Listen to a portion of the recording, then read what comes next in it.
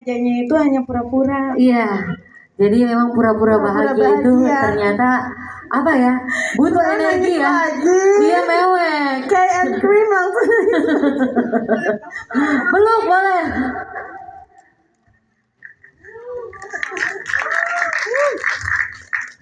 Terutama buat yang sudah pernah kehilangan, dan juga jangan lupa kita bakalan selalu ada. Meninggalkan dan ditinggalkan itu pasti selalu ada. Jadi selama kita masih punya orang yang kita sayang itu, sering-seringlah merekamkan memori kalian, baik visual ataupun juga mungkin suara-suara mereka. Suara ketawa, suara marah. Pokoknya direkam ya. Pokoknya mama papa aku rekam terus. Lebaran, aku rekam terus pokoknya. Sini teh. Di antara bangku teteh nggak kelihatan. Teteh nggak kelihatan. Saya soalnya tadi waktu prolog pertama, nggak apa-apa. Prolog pertama rekamlah semua voice note. Dan ternyata itu ada message-nya ya. Iya. Pada saat memang kehilangan itu berasa kalau udah nggak ada. Kalau sekarang biasanya mungkin anak kita kan, anak saya masih kecil digituin, mama di mana? Nih gengges banget lagi meeting tiba-tiba mama di mana? Ternyata begitu dia mulai membesar, kemudian udah mulai teenager, dia udah lupa untuk voice note dan itu kadang-kadang aku kangen. Jadi memang memori itu harus direkam dengan baik sehingga nantinya kita bisa bersyukur. Ya, betul. Ya, intinya kita memiliki memori yang baik. Dan kalau bisa memori itu akan menjadi pembelajaran berikutnya ya Teh. Betul sekali. Dan bisa kita paling tidak kita resapi bahwa dulu kita memiliki hal-hal yang semestinya saat ini kita syukuri. Tepuk tangan yang meriah untuk Rosa. Semoga suka dengan lagunya. Tapi mewek. Siapa yang nangis tadi? Angkat tangan. Saya. Mojok tapi nangis. Ini di depannya pemain nangis semuanya. Ini sudah sangat terpampang nyata. Koron tuh sosok buat aja mukanya, padahal tuh matanya udah berkaca-kaca. Koron ini nangis terus. Dia tadi pura-pura ketawa aja, nggak pura-pura bahagia. Iya, emang apalagi kalau pura-pura bahagia itu membutuhkan energi. Energinya harus yang sangat positif. Ini semua di sini kita lihat tadi begitu Terosa ngomong, yang diminta adalah apa? Tisu. Oke, tepuk tangan yang meriah untuk Rosa. Terosa silakan duduk. Oke. Ini adalah suatu hal yang perlu kita sama-sama pelajari. Jadi setiap momentum dalam kehidupan kita itu harus memberikan kesan sehingga memberikan manfaat. Jadi hari ini kita bertemu sama-sama bukan cuma hanya menyaksikan press conference, tapi juga kita mendapatkan message yang luar biasa. Nah, untuk itu kita akan melanjutkan ke sesi berikutnya. Saya akan mengundang kembali untuk duduk di depan kepada seluruh pemain. Dan pemainnya ini sangat mengerti ya, udah tahu briefnya, langsung duduk di kursi yang telah disiapkan. Luar biasa loh mereka. Tepuk tangan yang meriah dong.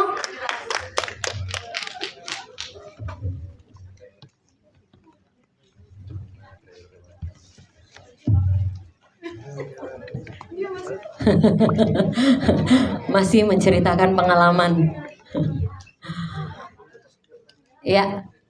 Ini adalah seluruh pemain dan juga termasuk produser eksekutif dan juga sutradara. Boleh langsung ambil fotonya lagi kalau perlu, silakan. Aduh, Mbak Teh Ocha, enak ya, bisa deket gitu Teh Ocha gitu. Oke, sebelum kita berbicara langsung kepada para pemain dan juga sutradara serta produser eksekutif yang ada di sini, nanti seluruh media juga akan diberikan kesempatan. Namun untuk mengetahui lebih jauh dan lebih dalam lagi terkait film Tak Ingin Usai di Sini ini, yang langsung saja kita bertanya kepada sang penulis, sutradara, produser. Ini ada Robert Roni. Tepuk tangan dong.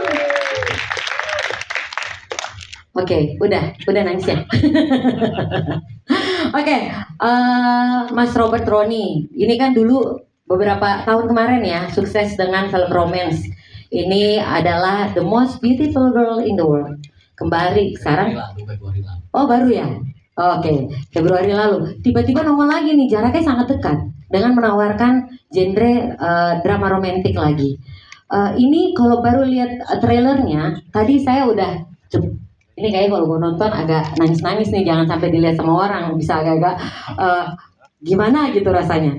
Nah, sampai dilihat sama orang, jangan ngomong jangan dilihat sampai. sayanya nangisnya, pas nangisnya.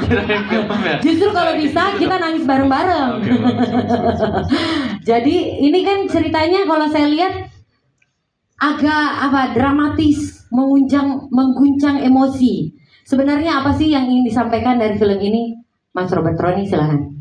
Ya, sebenarnya film ini rencananya sebenarnya mau dibikin udah beberapa tahun yang lalu, tapi karena pandemi dan segala macam tertunda. Baru bisa syuting tahun lalu. Ya apa ya? Ceritanya ini kan sebenarnya kan kita adaptasi dari film Korea Modern Blue ya. Tapi saya modifikasi cukup banyak ceritanya karena kalau kita meremake sama persis sih menurut saya sih jangan, karena kita harus tetap menawarkan sesuatu yang baru menurut saya. Tapi sejak pertama kali saya diajak oleh teman saya yang punya raja film ini, itu saya sudah langsung tersentuh banget. Wah, ini samping yang sangat relate dengan saya. I know about losing someone. Saya tahu tentang perasaan-perasaan coba disampaikan di film ini ya. Cuma di film ini, di versi Indonesia ini mungkinnya coba saya garis bawahi lagi itu. Dan berapa kali juga saya sempat ngomong juga, cinta itu butuh pengorbanan menurut saya. Dan mungkin hal ini yang sering orang lupa gitu ya. Orang merasa bahwa cinta hanya pengen senang-senangnya doang sama segala macam. Padahal menurut saya sih tanpa pengorbanan cinta sih gak akan terasa seperti cinta sih menurut saya sih. Semua cinta menurut saya butuh pengorbanan sih. Jadi mungkin itu ya coba saya bawa ke Gen Z, tapi siapa aja juga bisa menonton film ini, bahwa mengingatkan lagi bahwa meskipun cinta itu indah, bikin seneng dan segala macam, tapi kita jangan lupa esensinya bahwa to love someone you have to sacrifice. Ya, cinta adalah perjuangan ya, dan harus diperjuangkan. Itu tepuk tangan dong, ini semuanya kayak meresapi deh. Jadi semua langsung pada iya juga gitu.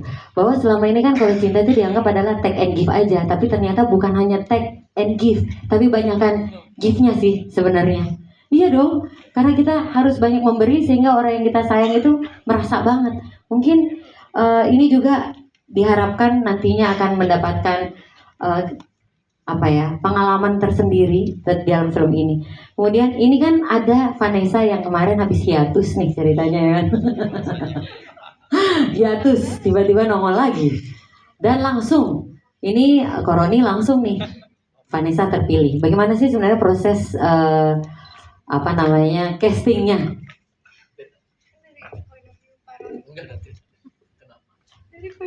Ini kenapa sih dorong-dorongan gitu? Ya, jadi waktu saya mau bikin film ini tahun 2020.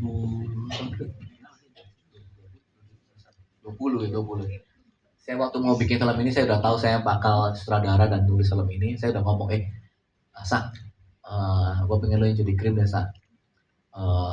Tapi waktu itu Sasa masih kelihatannya ragu-ragu gini gitu apa. Tapi saya coba meyakinkan dia bahwa di bayangan saya waktu saya nulis pun saya udah kebayang dia sih. Dan ini sebenarnya challenge buat dia karena personalitinya Krim di film ini sangat beda banget dengan personalitinya Sasa aslinya. Banyak yang nggak tahu bahwa sebenarnya Sasa ini sangat pemalu. Tapi di film ini dia harus jadi cewek yang kuat, pemimpin, agresif, sedikit manipulatif, ceplas-ceplos. Tapi menurut saya justru itu yang menarik sih, bahwa di mana saya itu selalu suka mengasih tantangan ke para pemain saya. Kalau biasa dikasih peran yang seperti ini, saya justru sengaja kasih peran yang berbeda.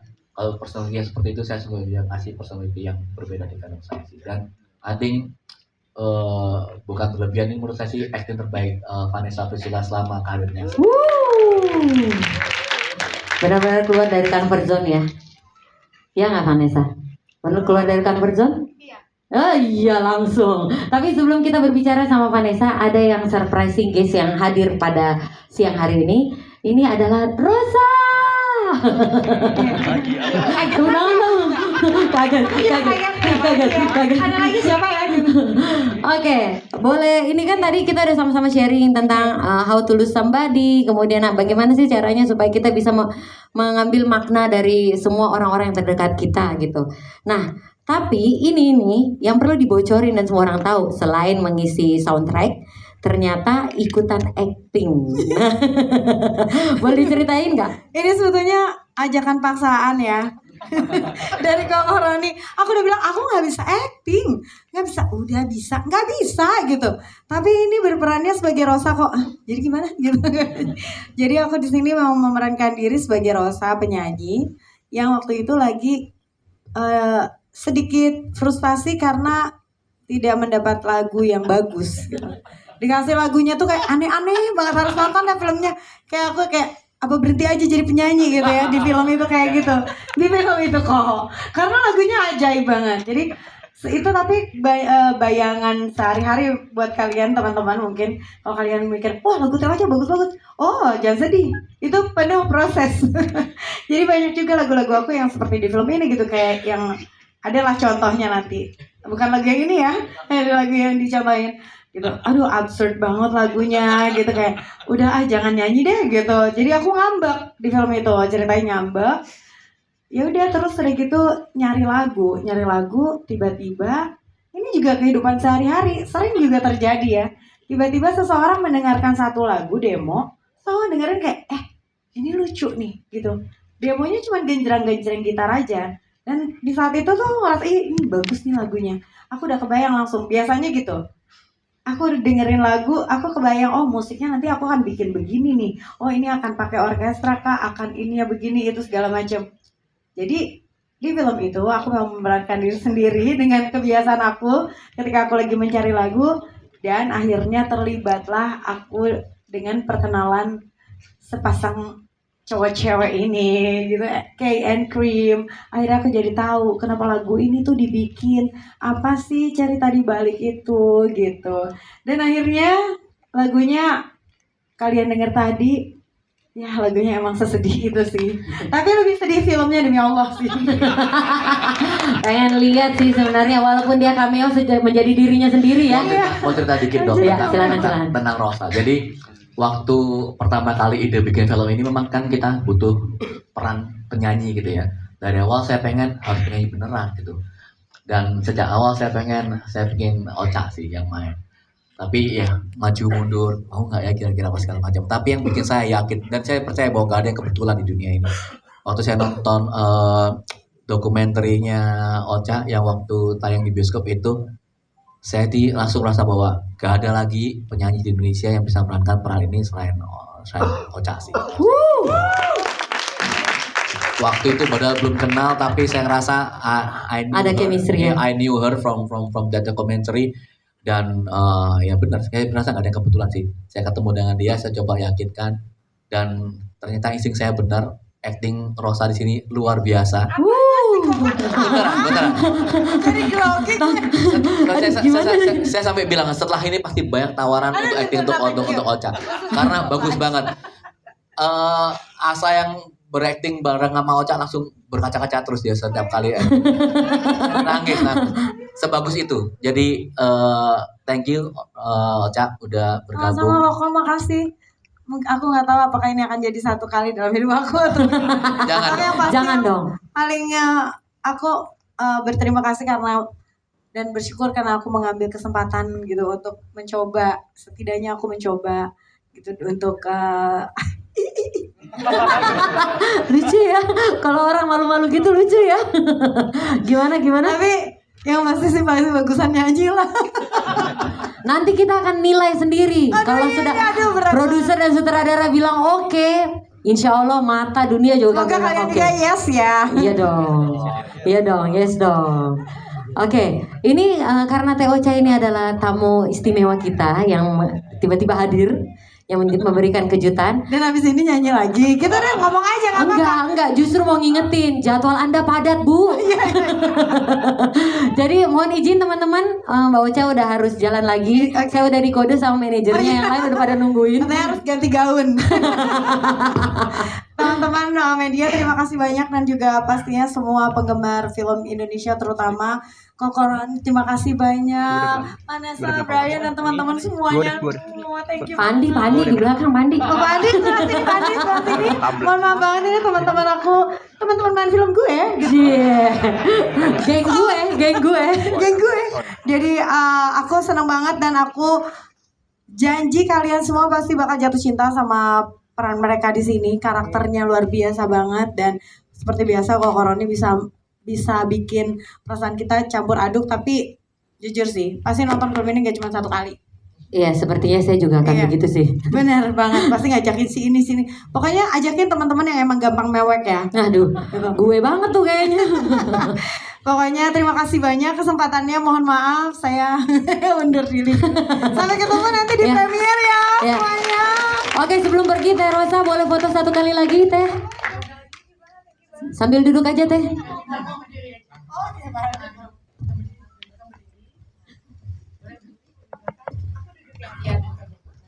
Teh Rosa mau aja berdiri aja terus biar kelihatan ya. Paling mungil soalnya. Silakan foto dulu boleh untuk di depan dulu. Nanti bergantian ke kiri dan ke kanan. Oke, boleh yang ke kiri, menghadap ke kiri. Oke, selanjutnya sebelah kanan. Ya. Sekarang sekali lagi di tengah. Dan atas juga boleh. Official ada di atas. Oke, terima kasih tepuk tangannya Maria untuk Rosa.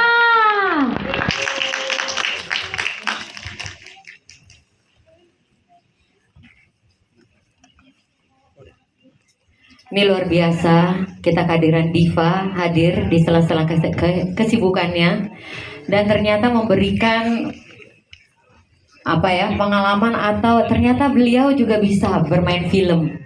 Ini luar biasa ya. Ini cuma ada di Tak Ingin Usai di sini. Tepuk tangannya meriah.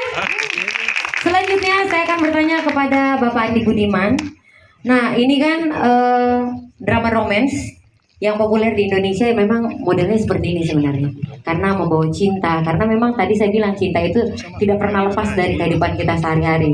Nah ini sebenarnya genre drama ini kan kita sudah alami dan ketahui bersama. Dan kenapa akhirnya ini saya juga mau maju untuk dengan genre drama yang seperti ini. Gimana Pak? Mungkin paling gampang kebetulan Tauca udah berdua jadi saya cerita rahasianya. Jadi waktu pre-screening bareng Sofan dan teman-teman, Ocha duduk sebelah saya. Saya punya tisu nih, disiapin. Jadi kita udah siap-siap ada tisu, setiap orang bawa satu. Dia pertama tangannya naik satu, terus kiri kanan. Wah ini habis nih siap, saya kasih satu. Dia ngambil satu, udah pakai aja. Begitu keluar dari bioskop satu gempel ditontekin, habis itu satu tisu. Jadi waktu saya nonton ini bareng Robron, kita gantian nonton dikasih screeningnya. Kita melihat, wah gila ini film ini. Ini kalau kena dengan directing yang pas, writing yang pas, ini akan nangis berjamaah satu Indonesia ini. Jadi that powerful. Dan waktu saya belum nonton filmnya, waktu kita di screening saya nonton bareng. Itu begitu filmnya kita ini belum final ya, itu pakai nafas dulu. Yang menarik adalah sedih tapi very very sweet. So rasa itu yang saya kepengen kita semua nonton. Film ini akan deliver, udah nggak usah promosi deh, ditonton aja dulu dan emotional. Jadi menurut saya ini kontribusi yang Robron lah yang bisa bikin yang cowok nggak cewek semua nangis satu bioskop. Ya. Aduh, So, Prince Galau kali ya, Prince Galau of the Year. you have to bring your loved one untuk nonton film ini. Tonton bareng dengan orang yang kamu cintai. Wah, ini aja pakai tisu nih tadi nonton. Se-emosional itu. So, looking forward. Itu aja dari saya. Yes, tentunya kita akan menangis berjamaah nanti. Tapi menangisnya bukan karena kesedihan, tapi ada makna meaningful yang dalam di dalam film ini ya. Selanjutnya kita lihat yang katanya malu-malu, pemalu karakternya. Yang akhirnya bisa keluar dari kepribadiannya dia, Vanessa. Apa kabar Vanessa? Baik, ini Nah, nyala sih? nyala sayang. Tuh emang ya, dia emang manis banget. Halo. Nah, Hai. oke. Ini kan sebenarnya kalau lihat di kita lihat trailer tadi sama-sama, itu terlihat sebenarnya kamu tuh cewek yang tangguh gitu. Awas lo ya kalau mati sendirian lo ninggalin gue. Itu kan itu kayak sebuah cewek yang karakter perempuan yang berani mengungkapkan perasaan dan sebenarnya in the same time kamu juga takut sebenarnya sendirian. Sebenarnya bagaimana sih layering karakter kamu di situ membagi kamu cewek tough tapi kamu juga sebenarnya I need hug gitu kan tadi ada tuh hug peluk gitu. Iya. Gimana sih kamu baginya? Oke, jadi karakter Krim ini memang aku bisa bilang nih suatu tantangan baru buat aku karena cukup kompleks untuk memahami si karakter Krim ini, di mana dia itu banyak banget layer-layer emosinya, lapisan-lapisan emosi yang layer pertama itu dia harus terlihat sangat ceria, tapi di layer kedua dia harus terlihat kuat, tapi di layer ketiga dan seterusnya sebenarnya dia tuh sakit banget gitu, pilu banget. Nah itu yang akhirnya di project ini aku banyak belajar dan dibantu juga sama pasti Pak Robert Roni yang sangat merangkul dan menggait aku untuk memahami si karakter Krim ini dari awal. Dibantu juga sama Mas Lukman Rosadi, acting coach kita, dimana kalau menurut aku itu kalau aku silakan. Iya, dibantu sama Mas Lukman Rosadi karena aku percaya kalau misalnya aku mau memasukkan karakter Krim ini, aku itu harus mengosongkan si Sasanya dulu. Dan itu semua harus diawali dengan aku mengerti dulu nih sebab akibat kenapa si Krim melakukan ini. Jadi dibantu dengan metode waktu itu kita benar-benar breakdown script scene by scene. Jadi akhirnya aku bisa mengerti kenapa Krim melakukan ini dan merasakan ini. Dan pasti juga dibantu sama teman-teman yang lain yang sangat baik sama aku, suportif sekali, terutama sama Brian.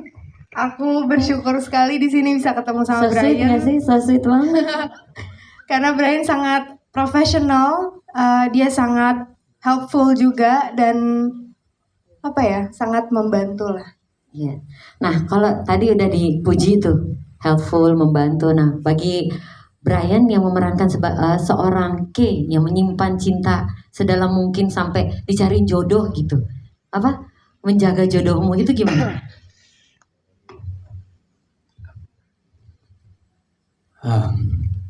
Aduh, inget tadi trailer tadi itu langsung inget semua yang dirasakan sama Kay. Ini tuh karakter lumayan. Yes, aku sering main drama, romance, yang pilu membiru. Tapi menurut aku ini beda banget karena rasa beban yang dirasakan karakter itu dari awal filmnya udah ada. Jadi dari awal Act 1 sampai ke belakang dia memikul beban yang sangat berat dan dia ngerasa nggak bisa diceritakan ke siapa-siapa. Betul. Kalau emang kalau nggak dapat lawan main yang sangat bagus sama sangat open, director yang sangat hebat, acting coach sama tim lain sangat hebat, kayaknya aku nggak kuat malah untuk memerankan karakter ini. Kay Berat ya, berat. sedih aja. Kay ini aku sampai akhir-akhir syuting, hari-hari terakhir syuting juga nangis-nangis di luar scene pun tuh karena ngerasain sakitnya Kay juga. Mendalami banget begitu ya. Agak nggak mungkin. Kayak menurut siapapun yang bakal mainkan karakter ini pasti bakal mendalami banget. Karena cerita yang ditulis sebegitu bagusnya dan directing yang segitu jelasnya, agak nggak mungkin nggak bisa mendalami karakternya. Iya. Dan itu sih the pain berasa, tapi lebih sakit karena ada sweetnessnya itu, Yes. Iya. kehangatannya. Yang sakitnya itu bukan berasal dari benci atau apa, tapi berasal dari cinta. Iya. Oh, kok sedih kan ngomong gitu ya? Itu bukan sedih, dalam, deep banget. Berasal dari cinta yang membuat, oh seharusnya cinta seperti ini ya. Aku sih berharap kalian semua nggak merasakan apa yang kayak rasakan ya. Mudah-mudahan kalian jauh dari sana. Tapi benar kata Mas Andi tadi. Menurut aku sangat baik kalau nonton film ini bersama orang yang kamu cinta. Mau itu pasangan, orang tua, atau adik atau apa. Karena aku sendiri yang mainin karakter ini dan nonton pre-screening, belajar kalau waktu bersama orang-orang kita cinta tuh nggak selamanya, dan komunikasi itu penting banget. Ya, betul. Komunikasi itu penting banget. Kamu tidak harus melewatkan masalah sendirian. Jadi ya itu yang aku belajar dari sini sih. Ya, pengen lihat kayak gimana sih galaunya dan dalamnya penampilan dari si Brian ini. Mau komentar dikit dong? Silakan. Ini sekaligus menjadi closing statement ya, Koron ya. Oh gitu udah, waduh. Enggak, cuma mau ngasih ada. Tadi kan udah ngomong kalau sama Sasa kan udah kenal udah lama.